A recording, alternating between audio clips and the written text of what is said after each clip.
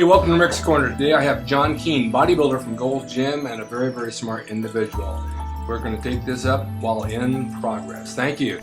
Sure. It always pays off. But ended up winning a couple state shows, and no, it wasn't bad. It's an addiction, and but again, you know, it's everybody kind of perceives you as being self-absorbed, and yeah. you know, especially like in LA, I have these ridiculous tattoos. Now I'm a funny-looking middle-aged loser guy, and people are like, "Ah, what a douchebag!" And so it undermines your credibility. And I teach at the university, just one small class, but I have to, you know, just sweat it out in August with a long sleeve shirt. Well, because sometimes America looks down on the tattoos and the muscle and everything else. Well, True. Bodybuilding's always been perceived as weird. All the way back to the 50s, down in Muscle Beach, the guys weren't always welcome to be everywhere. And they had a stigma against them. Muscle heads, you know, they're stupid, they're muscle bound, they can't do anything. Some became actors, some worked in the studios as electricians, some became chiropractors. They finally found that they had to do something with their lives. True. Now, training is a therapy. It's physical and it's mental. When I don't feel good, I go to the gym, I feel better. True. Right? Yeah, I think we all do. Yeah. And diet is a huge part. True. And how's your diet? I mean, when you really want to get in shape, how do you eat? You know, I've been on a cyclical ketogenic diet since 1996. I usually feel lethargic when I have a lot of carbs. Mm-hmm. Again, I'm not that self-absorbed guy, but you know, hey, the male ego is a delicate thing. I don't think any of us guys that spend a lot of time in a gym, we don't want to wake up and look smooth and look sloppy. You know, sometimes I think I'm like, am I that insecure that I need to be on a diet, be on steroids year round, wear these tank tops? I'm like, you know, again, male ego. I usually do diet year round, cardio, but you know what I mean. You probably agree. If I eat fast food and just arbitrarily grabbing whatever crap to eat, I don't feel well. And Exactly. I mean, I like In-N-Out burgers. They're good. Yeah, And agree. then about an hour later, I think, why did I eat that? Although that's not that bad. The only bad thing on there is the bread. But what you're doing with your diet and your training is a lifestyle. It's not just a whim. You're not saying, okay, I got to get in shape now for 3 months, so I'm going to really tighten up my diet and get real hard so everybody can see me. It's a year-round process. True. And it becomes a lifestyle. And it's just the way we live.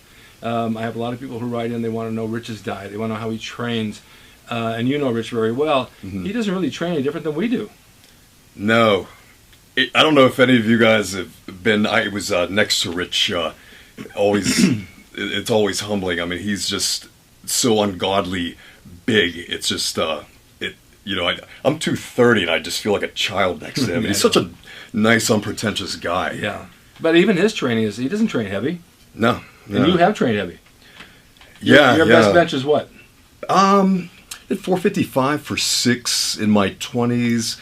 You know, and I never actually did 500, but I'm assuming it would have been there. But I was on like Anadrol and all the other crap that we take. Yeah, and you went into what, MMA? Just amateur boxing. I'm terrible. I suck. I got to. You know, great thing about Los Angeles. I'm just some nobody from a small town, but it's an honor to meet guys like you that I grew up. Seeing you guys in magazines. I sparred James Toney when he fought Lebedev. I sparred him a lot. He made fun of me, made fun of my mother, and beat the hell out of me every day. It was kind of like the school bully. I didn't want to go to the gym every day. I was getting beat up, and I sparred a lot of pros. And you know, again, in LA, you have accessibility to guys like you, Mr. Beckles, Layman Brewster, James Toney, Kendall Hall, these great fighters, and it's so accessible, and you can be a part of that. But which makes interesting. Yeah, it's true, because you learn from the others like that, and then they share their knowledge like I do. I mean, I've had 50 years in this business. We get a little young guys on here, and they think they know more than I do or more than Rich does, and they really put us down on YouTube, because that's what a lot of the haters do. They just sit home and they pan this stuff. But you got to live the life to understand how it works, and it's not always training heavy, right? You don't train heavy all the time. No. Unfortunately, I'm 41, so I have a lot of injuries. So. Well, me too. I mean, how do you think I feel? I'm training around all that stuff. But I also found that with light weights, not light, but medium light, I could probably get the same results. Yeah, I found the same. I don't know if I genetically peaked. You know who inspired me a little bit? It was Dan Fine. I see he still has a childlike enthusiasm. Not a childlike. The enthusiasm that we had when we were in our early 20s. He still has that fire. Yeah.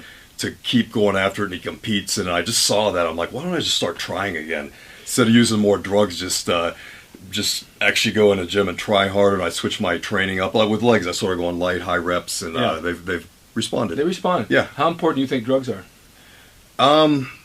Rude facts of life. Maybe have a 190-pound frame, but I can maintain 230, 235, thin skin and vascular if I'm on stuff. I mean, I usually don't come off. I think it's a huge X factor. Pick up, your first cycle, you pick up 15 pounds. Just pick up 15 pounds of hamburger. That's a lot of muscle. It's a lot of mass, muscle, yeah. And when you say you stack stuff, you what like testosterone and what?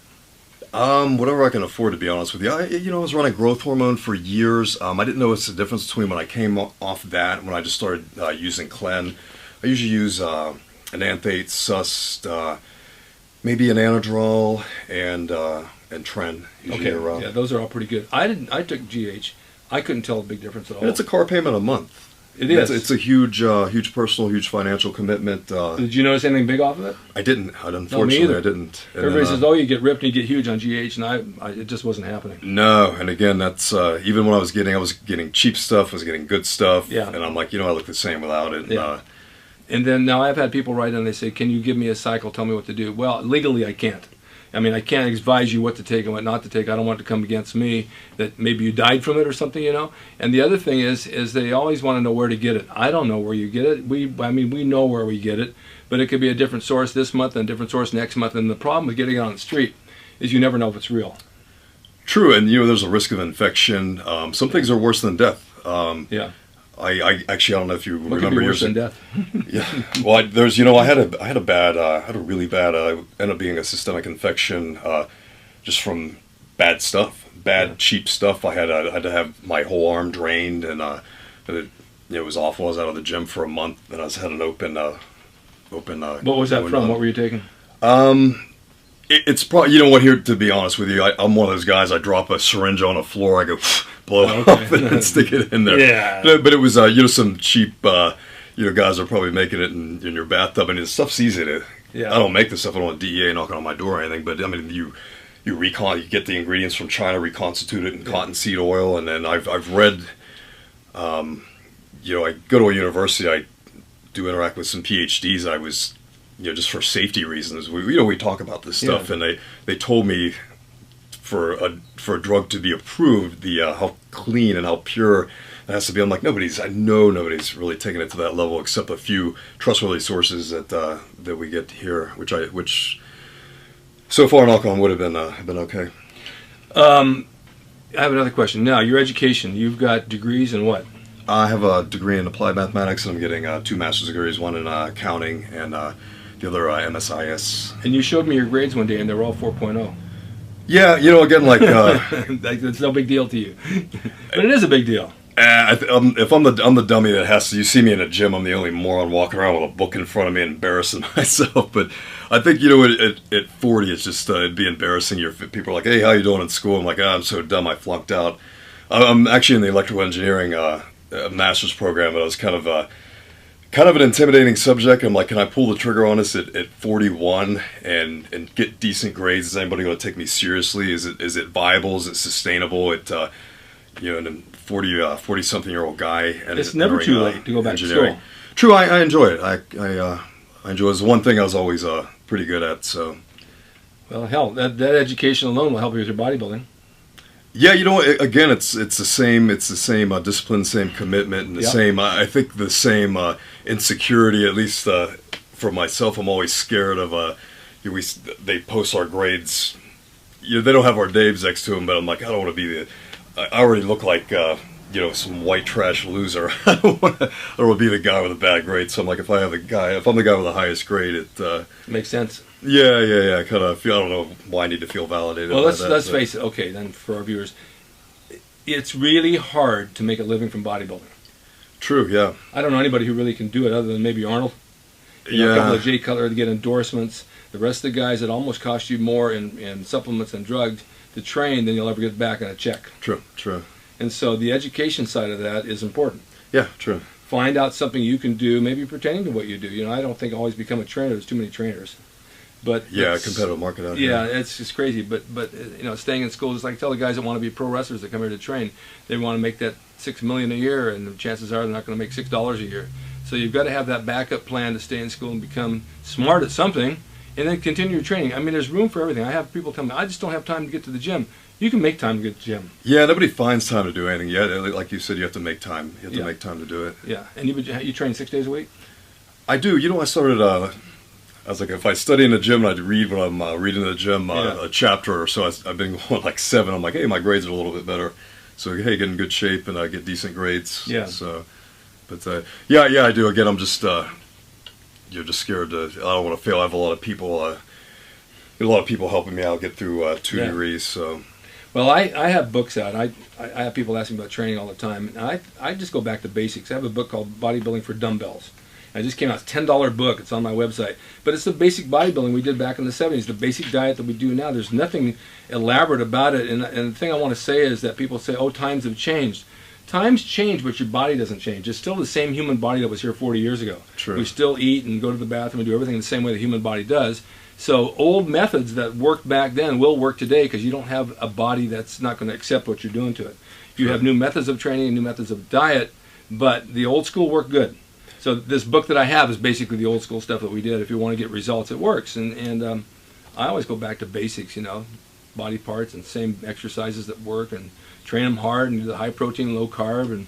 And people have said, oh, you can't train on low carb. Yeah, you can. Yeah, true. Yeah, you can. And I was surprised. I couldn't wait. I was watching some of your videos. You know, I told him I spent 2 hours. I was supposed to be studying. I just got sucked into the vortex of YouTube, and I was watching. I was like, oh, he's letting Arnold's secrets out, and I couldn't wait. And I'm like, oh, he doesn't do anything different than any of us. And you guys did the low carb diet, and then actually I started pyramiding again. I'm like, hey, if those guys did it, there's a little change. It works.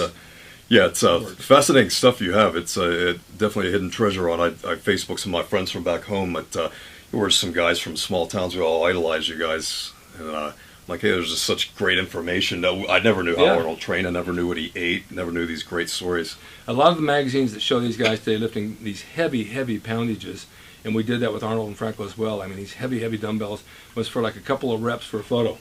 Then they put them down and went back to lightweights to train. So a lot of those things you see in the magazine, these guys going like these 200-pound dumbbells, they're just there for the show. They're just there for the picture. They're going back to lighter weights to train. When you get that heavy, you risk a lot of injury, a lot of muscle tears, tendon tears, and it happens to a lot of people. And then you're out of training for 6 months to a year, so it's not really worth it. True. And joint problems. Well, I want to thank you for coming because hey, it's an honor, definitely an honor to be here. Thank you, John. You set the example in the gym. You've got a good body. You got a great mind. You're smart as a whip, and don't down yourself because that's the whole package, and you should be proud of what you've accomplished. Seriously. Yeah, I was like, oh, I'm gonna have everybody's gonna be making fun of me on YouTube. Like, what's this loser doing? No, I'll be watching you now. But no, it's an honor to sit in the seat and okay. Be on the program. Well, actually, I'm in the seat. You're in the stool. No, True. Very good. Thanks for watching Rick's Corner, and stay tuned for the next show. We do have Rich coming back as soon as he's back in town. I have some other people as well, and I'm going to be doing a second show, Rick's Corner 2, going back to pro wrestling because I have a huge audience in pro wrestling. I don't want to leave those guys out, so you have to understand I have to have a variety of subjects and talent that comes on here. I can't stick to one person all the time. It doesn't work that way. So thanks for watching Rick's Corner. Stay tuned for more. See you then.